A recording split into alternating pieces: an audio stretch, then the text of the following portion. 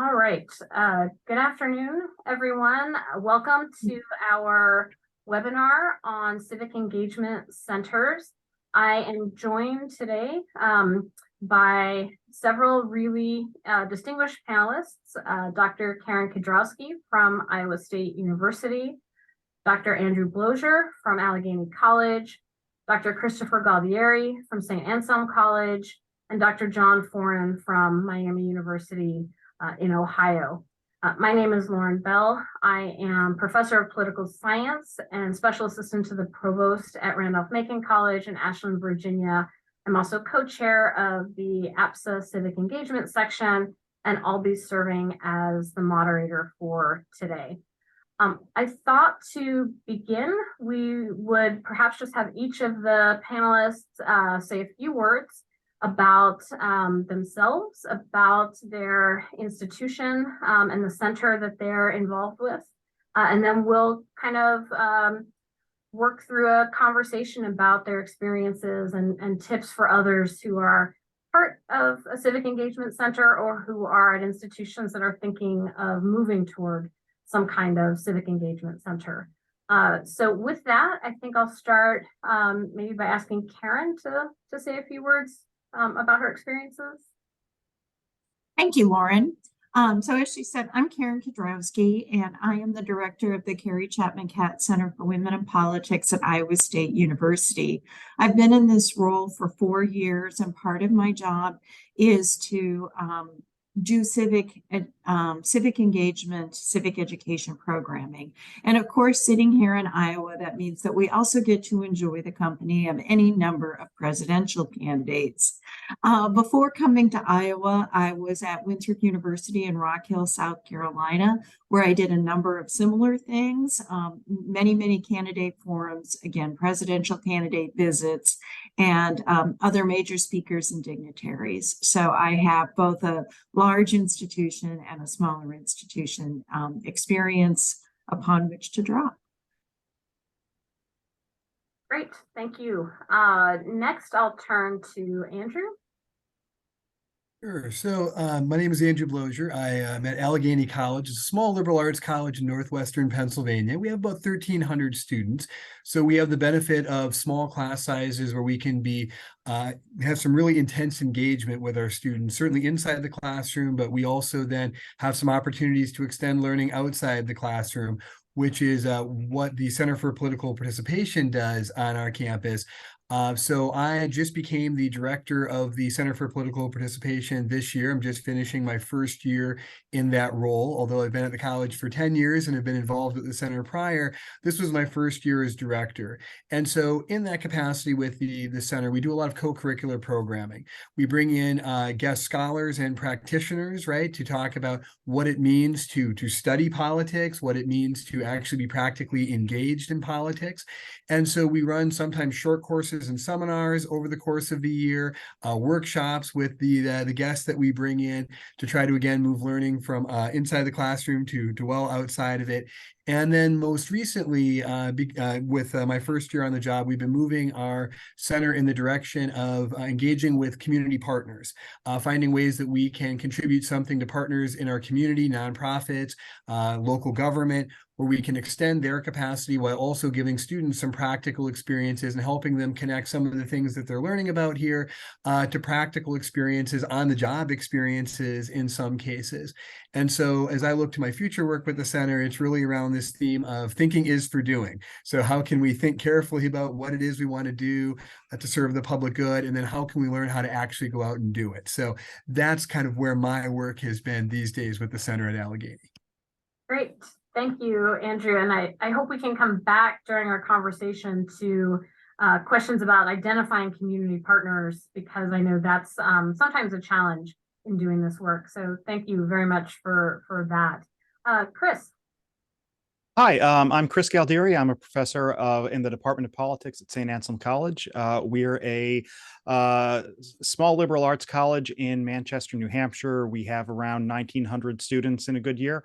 And we're also home to the New Hampshire Institute of Politics. So my department is separate from, but often works with the Institute of Politics. And because we're in New Hampshire, we spend a lot of time hosting people who are running for office or thinking about running for office. We also get a lot of visits from journalists, from people who are studying the primary themselves. So really, it's a pretty steady stream of visitors, many of whom are practitioners, many of whom are outside the process, some of whom are scholars. We host academic conferences after most election years. So we really have just a lot of activity going on, and we attract a lot of students who are really interested in sort of getting that hands-on in-person experience. And so I think for us, campus speakers are, a supplement to that, and very often, dovetail or overlap with things people are doing in the classroom. So there's often a very good reason to say, okay, you should go see this person speaking tonight because they are speaking about something that we just talked about in campaigns and elections or comparative politics and that sort of thing. Great. And I should say, in the interest of full disclosure, that Chris actually talked to a group of Randolph-Macon students back in January of 2020. So I can vouch for the work that the center does and for being able to come in as an outside visitor. So I want to come back to talk with you a little bit about how you manage all of that Sure. in terms of trying to deal with all of those outside visits and all of the commotion. And this will be a question for Karen as well, while also doing the regular jobs that you are expected to do. So thanks, Chris. And our last panelist is John Forren at Miami. John? Thanks, Lauren. Yeah, I'm John Forren. I'm the director of the Menard Family Center for Democracy here at Miami University. Miami is we're located in Southwest Ohio. We have about 17,000 undergraduates on our main campus, and about 4,000 undergrads on our regional campuses in the area, actually commuter campuses. And my center actually is jointly housed in two of the divisions of the university. So as a result, the center operates both. I'm sitting here right now on one of the regional campuses, but we operate in the sort of at the flagship campus in Oxford and also in our surrounding communities. In terms of what we do, we have a broad mission to engage the community on questions of politics and civic affairs. And that's broad, and it gives us a lot of advantages when it comes to being able to take opportunities and sort of run with them to engage various audiences on and around campus. So in terms of, we're very active in curricular affairs. So we sponsor courses, some of the traditional sorts of things that civic engagement centers do who are housed in academic affairs. So we sponsor courses, we sponsor faculty research into politics broadly defined, and send students and faculty to conferences, that kind of thing. More broadly, though, a lot of what our activities deal with, or what we do, is sort of community facing. So we have a lot of speakers in regularly. We have sort of lots of students out in the summer doing internships in various civic organizations around the country. And as I've been in this role for 4 years, and as we've gotten more established on campus, then what we've done is gradually expand beyond sort of the usual suspects of political science and history. And so we're now pretty active across all 5 divisions of the university, on every campus. And I regularly now partner with faculty in sort of in areas that you don't necessarily think of immediately with civic engagement centers, but nursing, for instance, film studies, the Department of Education. So we have lots of things out there, and we have the advantage of being grant funded, and so and we have a lot of flexibility to do things. So Great. Thank you all. I am struck as I listen to you describe the activities you're engaged with and the work that your centers do, by the incredible range and diversity of programs, also the significant amount of time that it takes to be involved with centers that are doing this level of community engagement and connection back to courses. And so I want to ask you all to share any perspectives you might have on how do you figure out what programming you want to do, and how you'll implement it. And within that, maybe you could talk a little bit about resources that are available to you. But fundamentally, you're doing all of these wonderful things. How do you decide what activities to pursue? And I'm open. I started with Karen for introduction, so maybe Andrew, I'd ask you to start with that question. Sure. So in terms of setting priorities, we look first of all, what is our mission as a center, and how does that connect with the larger mission of the college? And so we do want to promote sort of an active, vibrant learning community here. We do want students thinking about practical problem solving. That's true college-wide, and it's certainly true at the Center for Political Participation. And so as we start to think about priorities, we're always sort of looking for practical problem solving opportunities. Now, that may be listening to a scholar or a practitioner sort of come in and talk about their experiences, and then have a workshop that helps students think about how they would kind of walk down a similar path as they think about their work and their lives after college. And sometimes it's also a matter of thinking about, well, where is there organically student interest? So we have a partner on the campus, the Environmental Science and Environmental Studies program, which is has a very sort of strong constituency of students on our campus. We have faculty who teach in environmental policy, both on the environmental studies side and on the political science side of the house. And so we have some things that bring together a couple of different departments, a couple of different sort of cross sections of student interest. And so about a year ago, under the previous director, we did some short courses that focused on issues around environmental politics and environmental policy. Because we had students who were connected to programs of study in the core curriculum who were interested in those things. That was a very natural extension to build in some co-curricular programming. And we've done that around other things too. With the Education Studies program, we've had speakers come in who talk about education policy. We had Justin Driver come in about a year or so ago. He's at the law school at the University of Chicago. And so we built some programming around that. And so we look for those opportunities for where we can sort of fulfill our mission of practical problem solving, and also do it around substantive areas of student interest that are already in our curriculum, but can we do something that sort of adds something beyond that? So that's been our approach here. What about, thank you, Andrew. What about some of the others of you? Is that similar to how you all approach the decisions about prioritizing and where to focus your efforts? Karen or John, go ahead. Yeah, I can jump in here and just add a little bit. I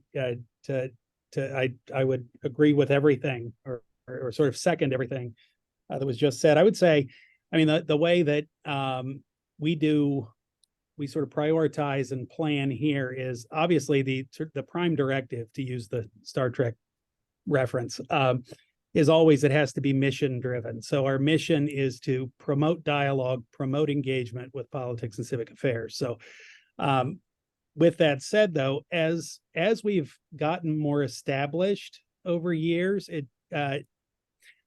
what I spend more and more time on is partnership driven ultimately, because I mean, we do speaker series, and so we have some programming that is pretty set. Every spring we do a weekly Monday night lecture.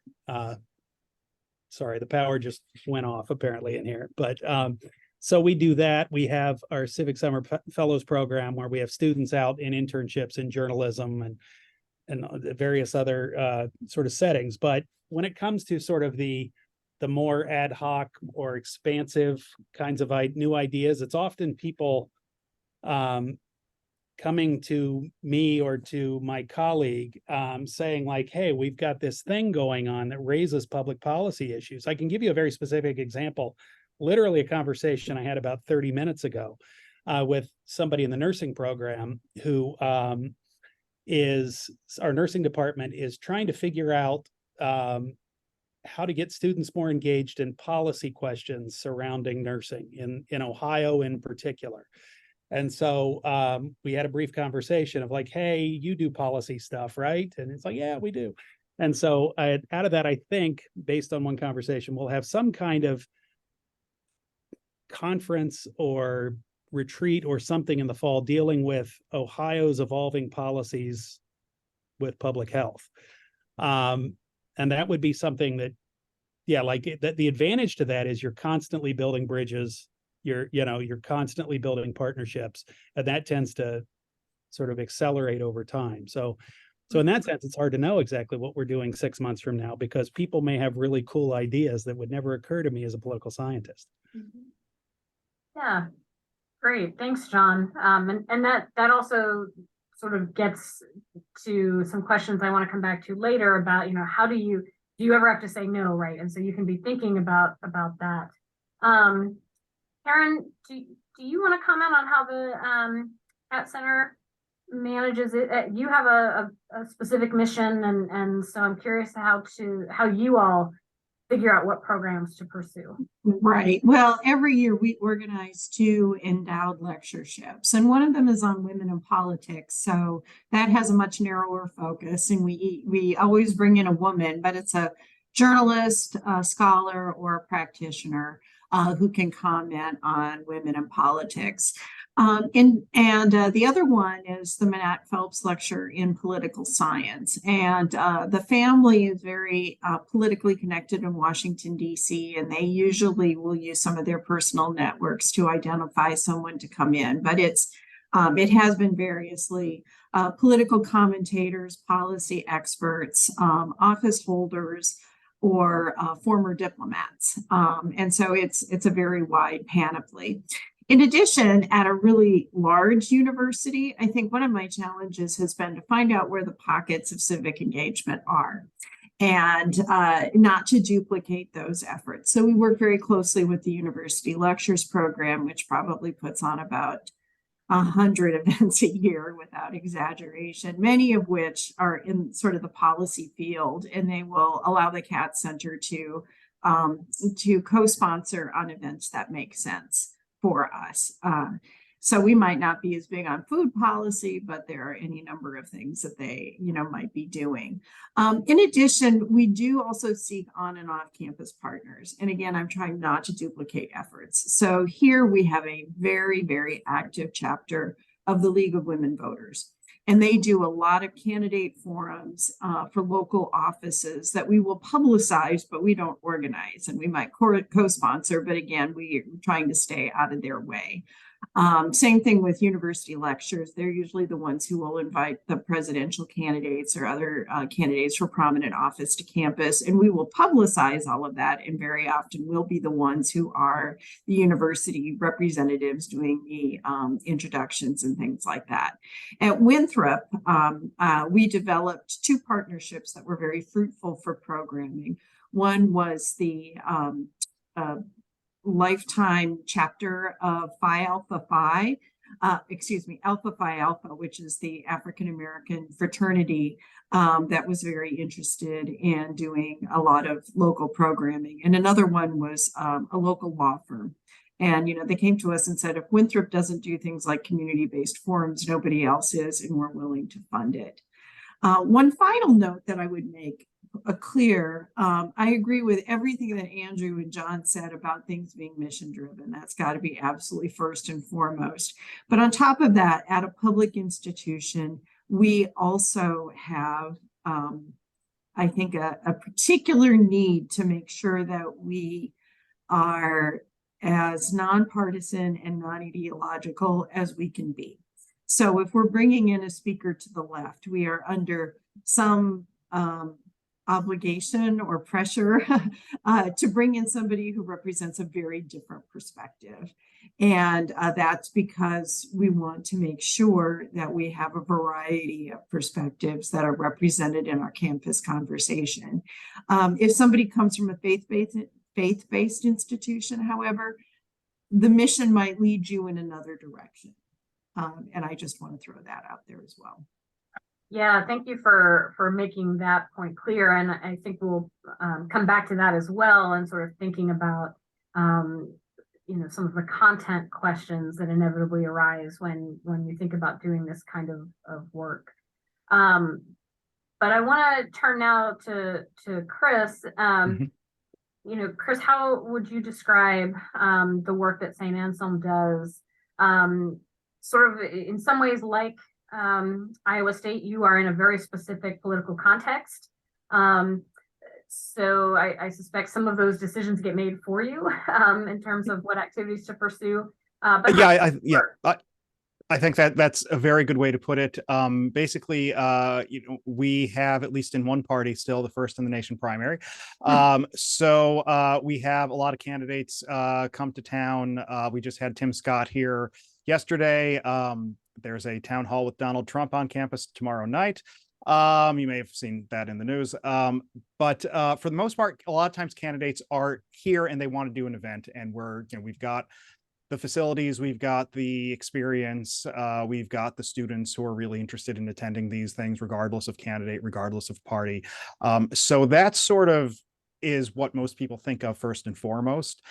In addition to that, though, we partner with WMUR, the local television station, to host candidate forums and candidate debates, not just at the presidential level, but for governor and Senate and Congress and that sort of thing. We host mayoral debates for Manchester, which is where we're located. And then beyond the electoral realm, we have a number of sources of speaker ideas and speaker invitations. The Institute of Politics solicits nominations for speakers for the fall and spring semesters. And then there is an academic advisory committee that sort of sorts through those and decides who to extend invitations to. So in addition to, well, Tim Scott is here or Nikki Haley is here, so they're speaking in the auditorium, we can also more intentionally invite, okay, so we really want to have somebody who specializes in propaganda. We really want to have somebody who specializes in democracy or that sort of thing. And again, that comes from the faculty and the students as opposed to just being imposed from without. And then we have some other centers on campus that the Institute of Politics occasionally partners with. We had a really great discussion about the Supreme Court this spring, one of those seasons. And that was sort of a co-production of the Institute of Politics and the Center for Ethics and the Institute for St. Anselm Studies. I'm still not sure how that last one fit in, but it really brought together a bunch of different interests and different constituencies on campus. And so there's just like a steady flow of events depending from both candidates, media, and then the academic side throughout the year. Yeah, great. And I want to stick with you because you brought up the fact that Donald Trump will be on campus tomorrow, and at least I've seen that in the news. So that is getting some attention. And after you, I want to open this up to everybody. I mean, how do you manage scenarios where the civic engagement work that you're doing is explicitly partisan, and as a result, and of course Trump may present a special case of this, but as a result, some number of people are going to be upset at the institution appearing to endorse, right? And of course, no institution is ever endorsing it, but that line is often blurred for the public. How do you manage that partisan aspect of so much of what you do at St. Anselm? Well, one way we manage that is by essentially accepting all comers. If you have a situation where there's 27 Democrats running for president, you're going to have a lot of Democrats on campus. If you have 17 Republicans running for president, you're going to have a lot of Republicans on campus. Again, Trump is an extraordinarily special case. It's incredibly controversial on campus. There are students who are doing some absolutely fantastic organizing work, protesting and bringing their concerns to the administration. And I could talk for an hour about that, but let's not. Well, we don't have that kind of time. But yeah, exactly. But most of the time, it's simply that, look, if you're a serious, legitimate candidate for president, and you want to hold an event here, let's talk, let's work something out. And that even extends to the classroom. I've posted in my course on campaigns and elections or on presidential primaries candidates and former candidates from running from, Mike Dukakis to Bill Weld to Chris Christie to Lindsey Graham to very confused Andrew Yang, who was only available for the 15 minutes between sections. So sort of like he was talking to people who were going out and talking to people who were coming in, and then he had to leave to go somewhere. We also have, we get a lot of interest from people who are thinking about running. And so the way that works is you'll get an email or you get a call. John Kasich is going to be in Manchester for absolutely no reason Tuesday afternoon, and he'd like to speak to a college class. Is yours available? And my default with that is to generally say yes, because it's just a really exceptional experience. It's something that is really tough to get at a lot of schools. I did my undergrad work in Washington, D.C. I didn't see a whole lot of politicians in class. I saw them at Safeway. But to actually have a class sit down with somebody who's run for president or is thinking about running for president is just really a fantastic opportunity. And I figure, eventually one of these people will actually get elected, and then it will be a real thing for the students to remember, as opposed to do you remember that time that guy came and talked to us? I guess that was neat. Yeah, sure. Yeah.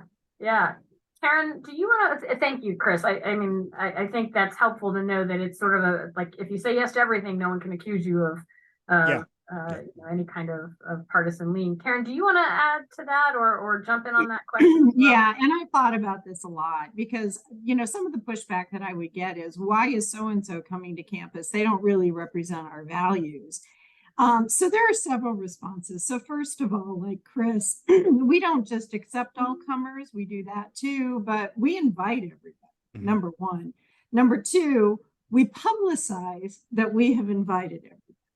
So we can't control who says yes, but we can control who we invite. And so if people are like, why are there only Republicans on campus? You can say they're the ones who said yes. We invited the Democrats, they declined, or had other things they wanted to do. And then third, we developed a neutrality statement. And that goes on the publicity, it goes on our emails, it goes in any phone call, it goes on whatever. So it's something like this. And I use this at Winthrop University as well. Iowa State University is dedicated to civic education and the free exchange of ideas. Iowa State University welcomes speakers from a wide variety of perspectives. However, neither the university nor the Carrie Chapman Catt Center endorses any candidate, ideology, or political party. And that's it. And when that's thrown on your publicity slide, there's 1,000 questions that just go away, right? Because it's pretty clear that, I don't have to agree with the candidates to think that having somebody who might be president of the United States interacting with our students is important, or governor, or U.S. senator, or fill in the blank officer. And that reflects our ideals, right? If we are about democracy, if we're about civic education, if we are about engaged citizenship, this absolutely reflects our values.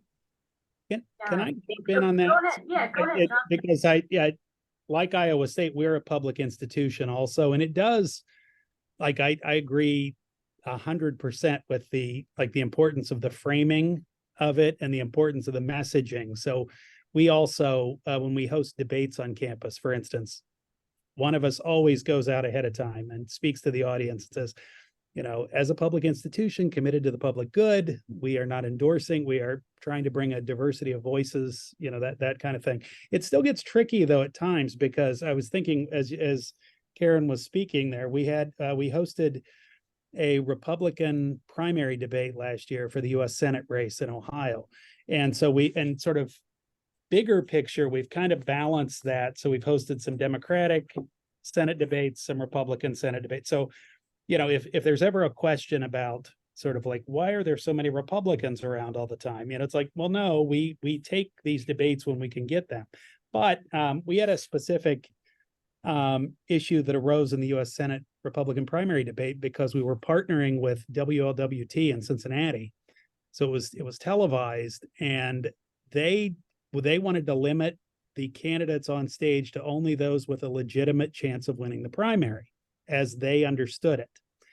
And that became somewhat problematic with our legal counsel too, because there were 7 declared candidates and 5 of them were in the debate. So, and we were criticized for like the self-fulfilling prophecy. Of course, they're not legitimate candidates because you're not letting them speak, that kind of thing. So that actually, the way that, I guess what I'm saying is that comes up, and the way we sort of dealt with that is we adopted a policy that said we are hosting the debate sponsored by Channel 5.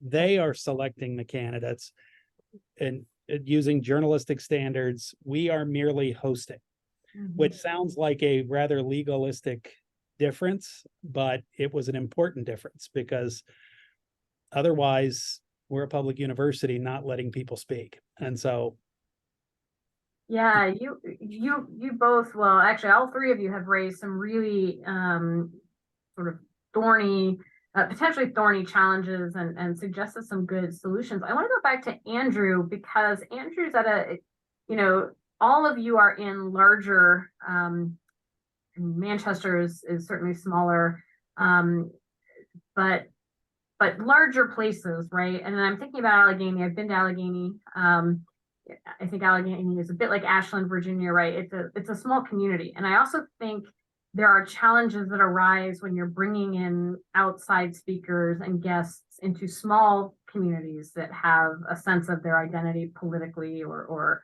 civically. And so, Andrew, I wonder if you have had to navigate that in a different kind of context than say some of the others. Sure. So a lot of our events, right, I mean, are certainly open to the surrounding community, right? In fact, I would say all of our events, like we would invite anyone who has an interest in getting involved in discussion of politics, right?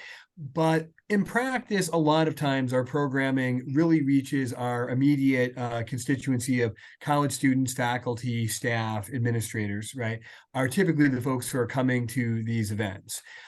Every now and again, we get one that is different than that. So recently we had Judge Timothy Walmsley, who was actually an Allegheny College alumni, who came to help us celebrate the 20th anniversary of the Center for Political Participation at Allegheny College. And so he, if you know him for any reason, it's because he presided over the trial of the men ultimately convicted of murdering Ahmaud Arbery, an African-American man jogging in Georgia. And so that was a matter of broader interest. There were a number of community members who came. Everyone came in the right spirit because I think we've over the years developed a reputation as being an honest broker, right? To the points that everyone else has been making. I think if you really work hard at being an institution that is about critically interrogating multiple points of view, then people come to know you for that.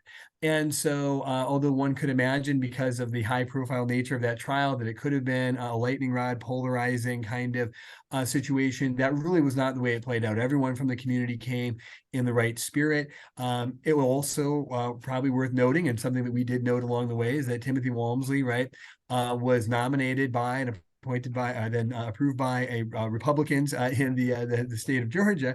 And if you know Timothy Walmsley, I mean, I think he maybe comes across to many as a conservative jurist, and yet someone who's also concerned about social justice issues in a way that maybe gets people to pause on their initial perceptions and stereotypes about who cares about what issues and for what reasons. And when you bring in people like that, who just sort of personify careful thinking in the service of the public good, perhaps coming at it from a background or from a perspective that people may not have anticipated, that also, I think, it helps the conversation, build some goodwill.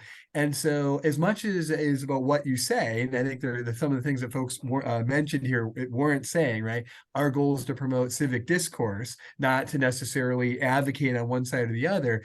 Then the back half of that is finding people who come in who are also committed to that mission, who understand it, who demonstrate it. And then I think people pretty readily say, okay, this is what that organization does.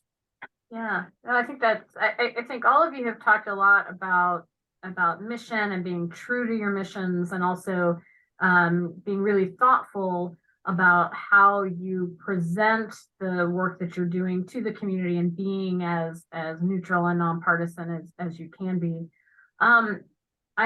I want to ask a couple more questions before turning maybe to what I might consider more nuts and bolts kinds of like center administration kinds of questions. The big one is that, are there some topics, speakers, ideas that you all feel like we should say no to? I suspect all of you are approached. You talked about community partnerships. Have you had to say no? And what would your criteria be for saying no? Andrew, you're still on my screen, so I can put you on the spot and Sure. ask you So, that. in the year that I've been the director of the center here on campus, I have not found myself in a position to say no, but I have given that possibility some serious thought because of the times that we live in. So one of the things that our center really prioritizes is that we are very pro-democracy, right? Democratic institutions, democratic values and culture, these are things that we have an active interest in promoting. So in that sense, we are not neutral. Right. We have a normative commitment, a value-based commitment in promoting democracy. And that also means, right, implicitly that we promote an exchange of ideas, right? But we also have to think pretty carefully about what ideas warrant, because we can't talk about all the ideas all the time. There is a sense in which we have to make choices. So as we approach our programming, we are looking for people who bring a variety of different perspectives, but that is consistent with promoting democratic values. So if I would not, right, go out and solicit someone who is advocating for things that would be inherently discriminatory, that would be violations, right, of people's constitutional rights, these sorts of things. Now, we still need to discuss that those things are happening in the world, and we need to have a critical debate about that. But we also have to think about which perspectives are bringing really earnest arguments and really well-crafted arguments to the table, right? So we do have to make some decisions, right, about who is going to get that time in the public square. And so we do think about that very carefully. And at that point, it's not an ideological thing, right? There can be principled progressives, principled conservatives, principled people who are part of all sorts of different political orientations. But the question is, will they demonstrate their principled commitment to democracy? And do they have an established reputation of really engaging in debate, evidence-based debate, right, about the things that they're going to come talk about? If they meet that criteria, then they are welcome, right? We would invite them, or if they approached us, we would say yes. But if we can find demonstrably, right, that there are violations of that, then that's contrary to our mission. And in the spirit of being mission-based and taking that mission seriously, there are those times where you can't be neutral and you really do have to say, this is our commitment, these are our values. Yeah, great, thank you. What about any of the rest of you? Have you had to say no? Or can you describe the situation where you would say no? I've given this a lot of thought, and I know John has too. Let me just say that I have some parameters around which I would sort of frame this. Number one, if the speaker is too expensive. So I had a student who wanted us to bring in Yiannopoulos. I'm going to get his name incorrect, but he was way out of what we could afford. So that was an easy no. The second one is safety. If I cannot assure the physical safety of the campus community and the audience and the speaker, it would be a no. And this includes, violence. Now, it does not mean not protesting. I've had protesters come and we set that up so that they have a free speech zone and can protest against whoever is coming in, and that works. Third is that if it somehow puts the institution at legal risk, I would say no. Now, legal risk is different than political risk. And believe me, the Iowa State Legislature pays a lot of attention to what goes on at the 3 public 4-year colleges in Iowa. They pay very close attention. And for example, we had Nicole Hannah-Jones on campus a year ago, and that could have posed a political risk. The administration has been very supportive, and we made sure that there was a conservative speaker that Young Americans for Freedom wanted to bring in 2 weeks later, and that person also had an opportunity to speak on campus.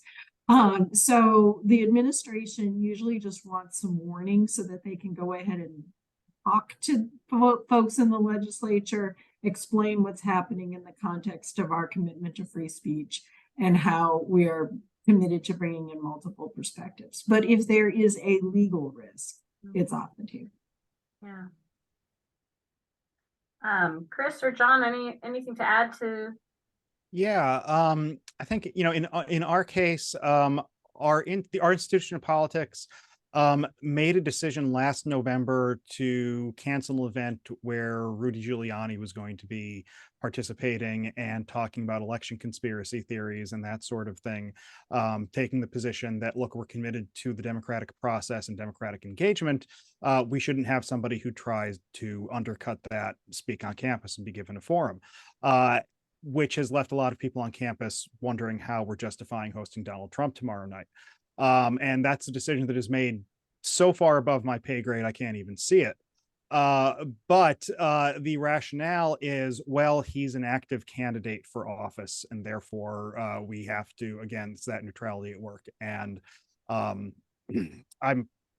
fully tenured, so I can say that I disagree. And I think for me in the classroom, election denial would remain a red line, whether for a candidate or a guest speaker or anything else.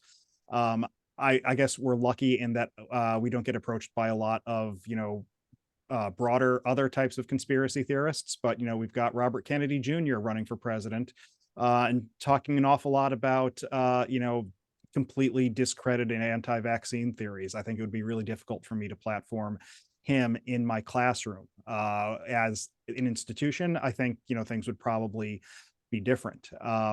But, basically my position is, if you are a, mainstream candidate, if you are a, sane person, if you're not going to be spouting conspiracy theories, then at the very least, I think, you're likely to be able to speak at the college.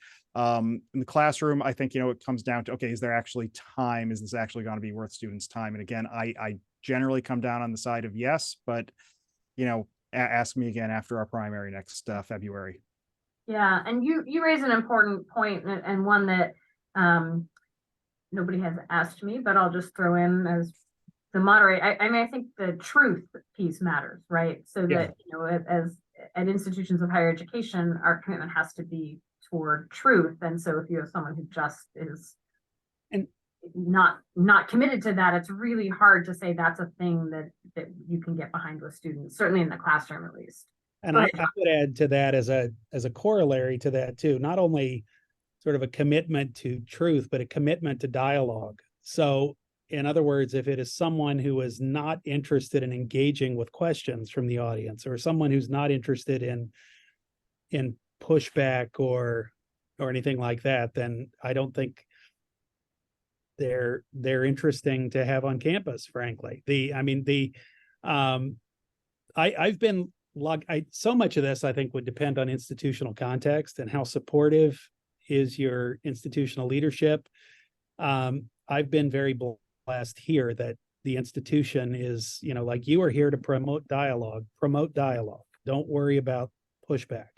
But that said, it built into that is some implicit level of trust of, I wouldn't be interested in bringing somebody in who's provocative merely to be provocative. Because that's okay. Yeah, you're going to poke somebody in the eye. Great. And I don't know how you measure that at some level, but it's a judgment call of saying, like, whether people disagree or agree with this person, but it's someone who will contribute meaningfully to a dialogue on campus, get people thinking, get people engaging with one another. And if it's just, and we've had a few people who have sort of created responses that weren't entirely positive. But it's always in the context of, like, you are participating in a marketplace of ideas. I would say that's, so I've never actually, the only time I've ever said no to somebody who's approached me with an idea is when it clearly had absolutely nothing to do with politics or public policy or public affairs, and it's like, well, that research project you have sounds really cool. I just have no idea what it has to do with anything like this. But but I tend to read that really broadly as well. So environmental policy issues can include, we have a speaker coming in the fall talking about migratory bird policy and sort of state level policies dealing with protection of birds. And, not the first thing that would come to mind necessarily, but if it's somebody in the environmental science program, it's like, yeah, that's cool. Let's try that. So. Yeah. And that does speak to sort of the broad nature of what it means to be civically engaged.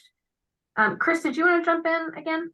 Yeah, I think John raised a point about dialogue, and I think one of the issues that we've been discussing a lot on campus this week in particular is just how much dialogue actually happens at some of these events. And again, especially early on, most candidate events are actually very interactive. You really do get a chance to see them up close and talk to them during the event and afterward. One of the concerns with something like a CNN town hall, especially one with the candidate we've got coming tomorrow night, is how much actual dialogue takes place within that and how much dialogue actually takes place as a result of that.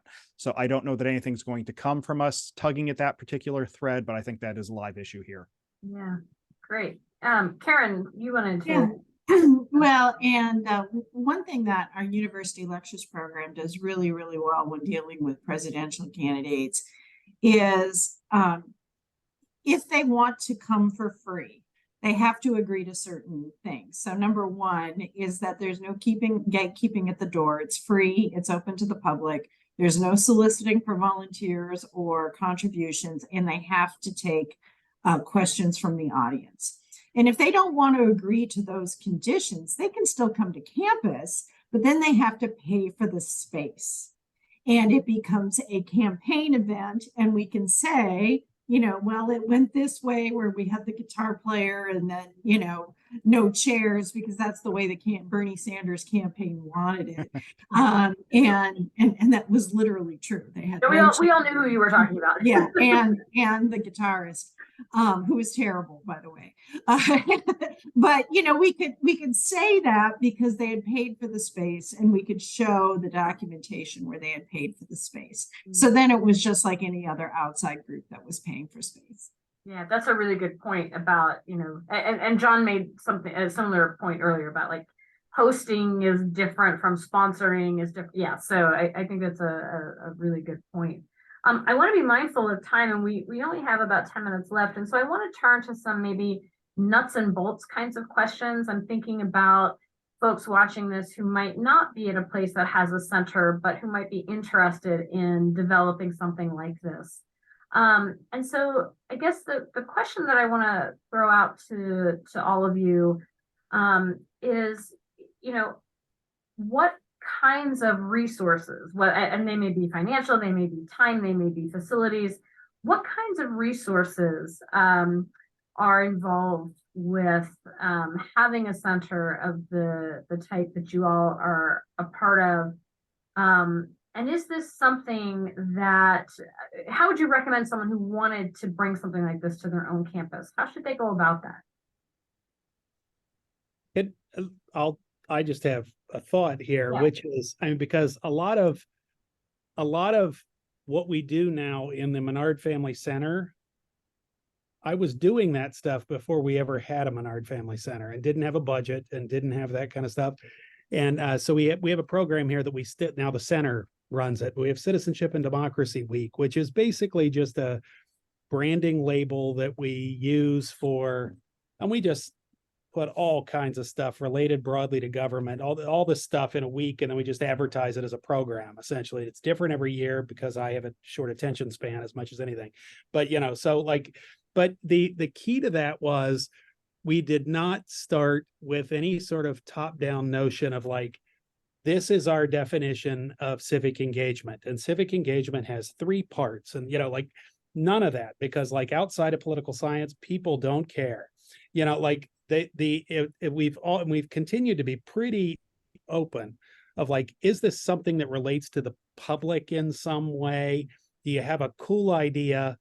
And once you build relationships, often outside of political science, like you'll get a theater professor that says like, I want to do sort of this dialogue on the 1960s, and it's sort of an improv thing. You go, okay, I have no idea what that means, but sounds kind of cool. I would go to that. And then, it sort of brings people in. So there was, we did this stuff for years with like literally zero budget. But it was allowing enough space and keeping definitions flexible enough that, it was open to people other than just your colleagues in poli-sci, maybe sociology. Yeah, does that make sense? It certainly does to me, right? And I think the fact that a lot of this work is already being done, certainly by social science faculty at a lot of institutions, but I suspect it at there are other faculty as well. And so you weren't totally explicit about this, but I think kind of what I heard is, and Karen mentioned this, find those partnerships, figure out who's doing these things on campus. And if you can then kind of, collate all of that into some sort of cogent set of activities, that can be the catalyst for what later gets rebranded or renamed as a center. Is that? Yeah, Yeah. And sort of seemingly disparate activities and programs do have an underlying theme in a lot of ways. Like a lot of people out there doing a lot of interesting things related to political participation broadly defined. Mm-hmm.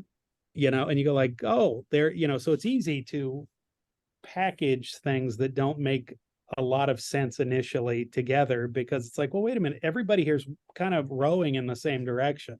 Mm-hmm. And then once you have a center, then you have a budget, then you have administrative support, then it's like, well, let's do that, but let's do it even bigger. And let's do it, and yeah, but you really don't need a lot of resources at all. Just the support of administrators to say like, yeah, we won't stand in the way, or why are you wasting your time with that, and anything. But if you have an institutional mission that supports it, mm-hmm. and yeah. I want to maybe kind of go to one last question and ask each of you to give us your perspectives on this. How would you assess the role of the centers you're involved with, or civic engagement more broadly, in higher education's role in strengthening democracy and the public good? And I think maybe I'll go back to Andrew. How you mentioned that pretty explicitly about the role of higher education in promoting democracy. And so I just wondered if maybe everybody we could end on some of that about the role of centers in promoting democracy. Go ahead. Yeah. Sure. So, I mean, I think in some ways, right, the task is pretty straightforward, right? So if you're working with people who are studying what it means to have a democracy and to sustain it, not take it for granted, right? You have some partners, right, that are going to be around in your immediate orbit, right? Certainly in political science departments, but certainly in a number of other disciplines as well. Right, to a point that many others have made, those are natural allies, natural partners. If you have a center, you're going to want to maintain good relationships with those people. If you're building a center, if you do not yet have one, those are the first people you want to talk to make sure that you have people who are really thinking carefully about these issues, and who might have a beat on who you might invite to campus, or who might be people who are really natural collaborators to sit down and think about what can you do on your campus with the resources you have, with the specific people that you have and the specific interests they have. Because ultimately, I think, as a number of others have said, you do need institutions, right, centers on campus to help maintain things, to help give things a structure and a direction. But ultimately, those things only remain compelling if there's sort of organic from the bottom buy-in. So if you're not being attentive to what are the immediate and most vivid concerns about democracy and the strength of democracy on your campus or in your larger community, if you're not attentive to that, your programming won't be as successful. There won't be as much interest and energy. So really being attentive to that, I think, is one of the most important things a center can be doing these days. Yeah, great. Thank you. Chris, maybe, or John, you want to go ahead? That's fine. Can I just add something to that? Actually, I would just add that if you're running a center on campus, it's actually you're well positioned institutionally to remind people within the institution of like why we should care about these things as an institution. So on practical questions such as, what does civics education look like in the gen ed program, something like that, you are able to, we had actually a guest speaker about a month ago, Ronald Daniels, who's the president of Johns Hopkins, who spoke specifically about like what is the role of universities in promoting democracy. So it's, on the one hand, it's just a program, but on the other hand, that we scheduled that explicitly to aim internally. Do you see what I'm saying? Because we're having some interesting discussions here right now of, in the state of Ohio, for instance, there's a bill in the legislature to require an American history course or a political science course. And we're, which is an interesting debate going on. But internally here at Miami, we're trying to figure out, like, should civics broadly defined be in the core curriculum? So like we're simultaneously addressing just a broad general question, but also addressing our own community. Like, let's think about this together. And you're positioned well to do that is all I was thinking. Yeah, no, that's great. Chris? Well, I think one thing that we do here that I think is really worthwhile if you're going to try to set up something like this is to really do everything you can to maximize student involvement. We have a large group of students who volunteer to essentially work programming at the Institute of Politics. And one of the great things about that is you can see over the course of their 4 years that the whole political process gets demystified to the students. It's not in the sense that they become cynical or contemptuous, but just when they're fresh and like, oh my gosh, I just saw a senator. And by senior year, they're like, oh yeah, Senator so-and-so is in the studio again. So yeah, he's fine or whatever. And same thing with the journalists who come here when students work debates or work the primary as runners and that sort of thing. And what I think is amazing about that is that it helps them see politics as work and work that they can do, work that normal people do. They get up and they figure out how to go about doing it every day. And I think that is really, really valuable. And I think it makes it a lot easier for kids to imagine themselves going into those professions when they graduate, as opposed to think, well, somebody else who's smarter than me or knows more can do. No, it's just stuff people do, and you get up and you do it. Yeah, I think that's a really, really important point, and not one that I've necessarily heard a lot of people talk about, that when you demystify it, it just becomes another job, another pathway that students can pursue, and it doesn't feel quite as unattainable as it might if it's, again, to your point, like, oh, well, I couldn't go work for a senator, or I couldn't, yeah, no, I think that's really wonderful. Thank you.